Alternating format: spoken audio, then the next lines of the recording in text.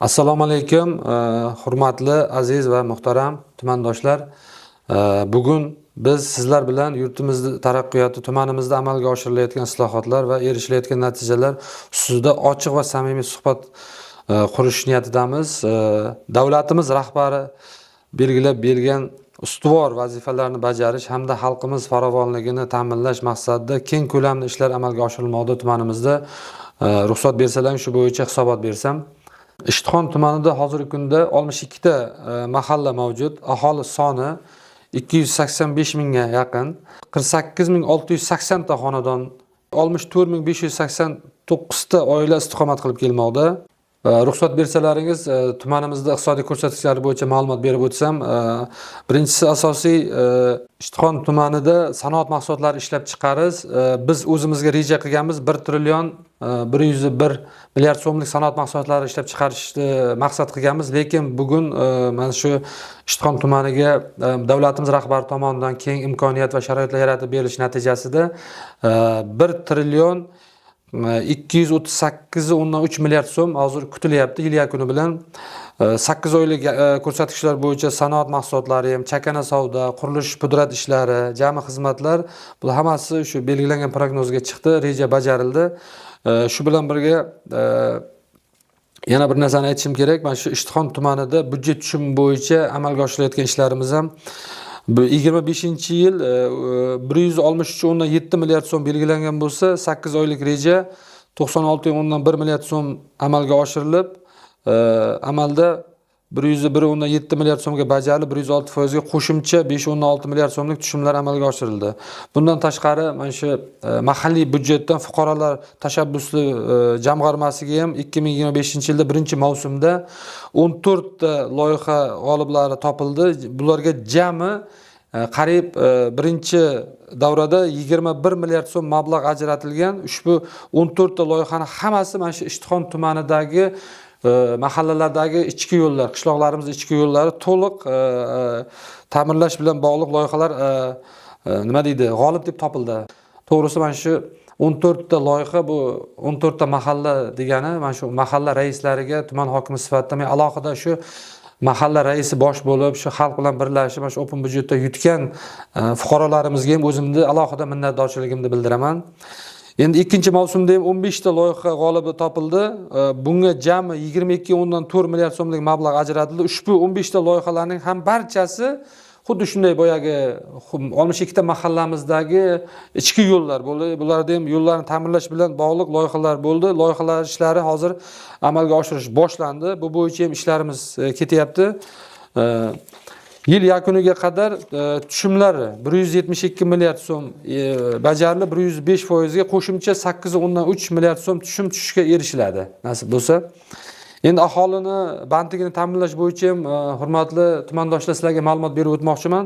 Tumanda 2025-yil 1-yanvar holatiga mehnat resurslari, ya'ni 134,5 ming nafar fuqaromiz, ya'ni iqtisodiy faol aholi soni 94,6 ming nafarni. Band aholi soni 89,2 ming. Rasmiy band aholi soni 27,1 ming nafar. Norasmiy band aholi soni 45,2 ming nafarni va ishsizlar soni bugungi kunda 5488 nafarni yoki ishsizlik darajasi bu yildi boshida 8% dan baland edi. Mana bugun 8 oylik natijasi bilan 9 oylik mana hozir kutilish ham bo'lyapti. 5,8% tashkil qildi. Endi bu bo'yicha ham ishsizlik darajasini biz oldimizga maqsad qilib qo'yganmiz. Xudo xolasa ishsizlik darajasini yil yakuni bilan bu ko'rsatkichda ham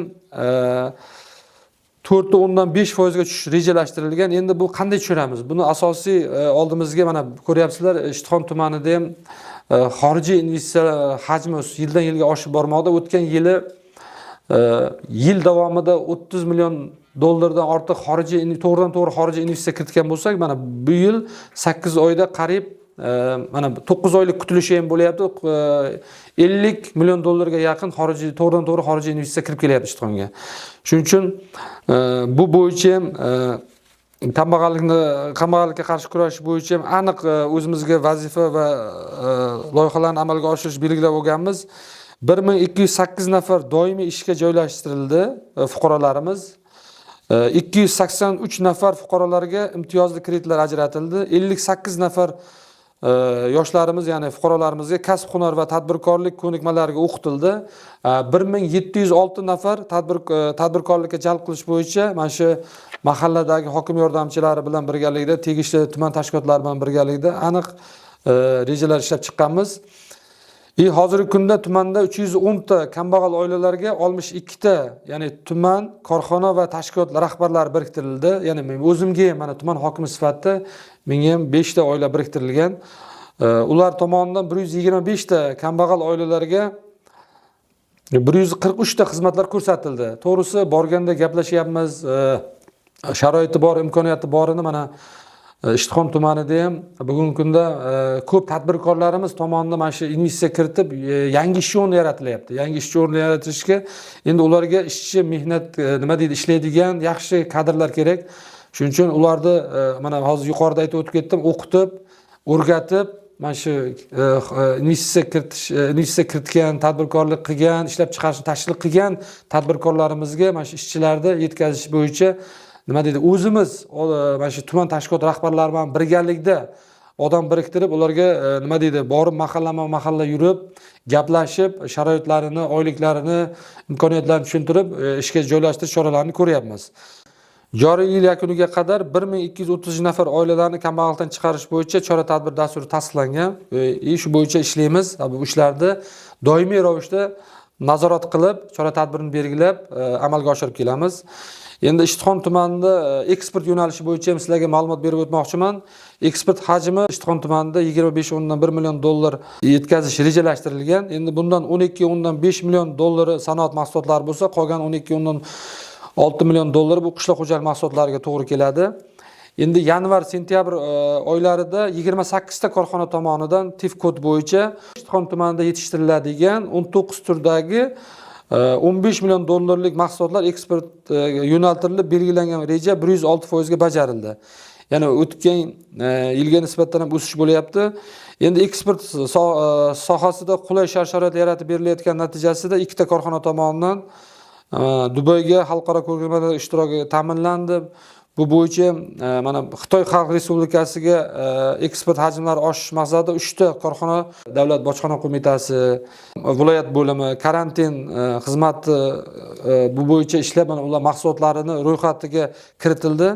Mahsulot yetishtirardik, qayta ishlaydigan korxonalarimiz yetarli emas edi. To'g'risi mana o'tgan yili 30 million dollar Ishtixon tumaniga to'g'ri xorijiy investitsiya kiritgan bo'lsa, buni asosiy qismi mana shu o'zimizda, tumanimizda yetishtiriladigan qishloq xo'jalik mahsulotlarini qayta ishlashga yo'naltirilgan asbob-uskunalar olib kelinib, ana ishlab chiqarishlar yo'lga qo'yildi. Bular xitoylik investorlar tomonidan, bundan tashqari o'zimizda mahalliy tadbirkorlar tomonidan ham bu bo'yicha mana bilamiz, Ishtixon tumanida 62 ta mahalla bo'layotgan bo'lsa, 22 ta mahallamiz uzumchilikka moslashgan. Shu yetishtirilayotgan uzumni bugungi kunda qayta ishlab, uni eksport yo'nalishiga keltirib, mana qancha mahsulot yetishtirsa, ichki bozorda talab bor, ham eksport shu ichki bozorda yetishtiriladigan mahsulotni o'zimizning mahalliy korxonalar tomonidan qayta ishlab, bugungi kunda eksporti Xitoy davlatiga, Turkiya davlatiga, Eronga, boshqa davlatlarga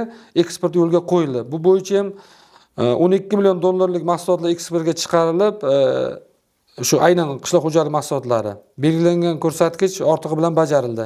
Kunlik ma'lumot olib boryapmiz. Mana shu har chorshanba kuni hokimlik binosida mana shu tadbirkorlarimizda qanaqa muammosi bo'lsa, qanaqa masalalari bo'lsa, masalan yuqori tashkilotlardanmi, o'zimizda tumandagi muammolar bo'ladigan bo'lsa, bankdan kredit ola olmayotgan bo'lsa, qandaydir masalalar bo'lsa, biz tadbirkorlar bilan uchrashib, ularning muammolarini yechish bo'yicha bir tizim qilganmiz. Har doim mana shu tadbirkorlar uchun tuman hokimi sifatida men aytaman, tuman hokimligining eshigi ochiq.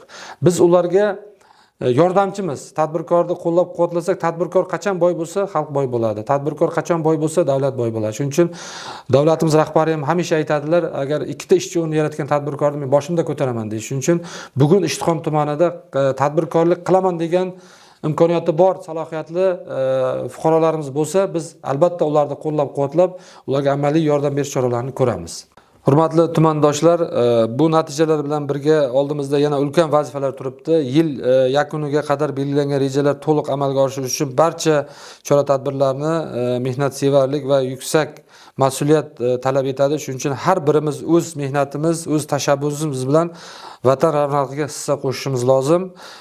Kelajak bizni qo'limizda. Birlashib, hamjihatlikda ishlasak, albatta tumanimiz taraqqiyotini yuksalishiga albatta ta'minlaymiz. Yurtboshimizni har bir xonadonga, ya'ni har bir fuqaromizni farovonligi, tinchligi, ya'ni baxt saodati hukm surishi yo'lida barchamiz yanada fidoyi bo'lishga chorlab qolaman.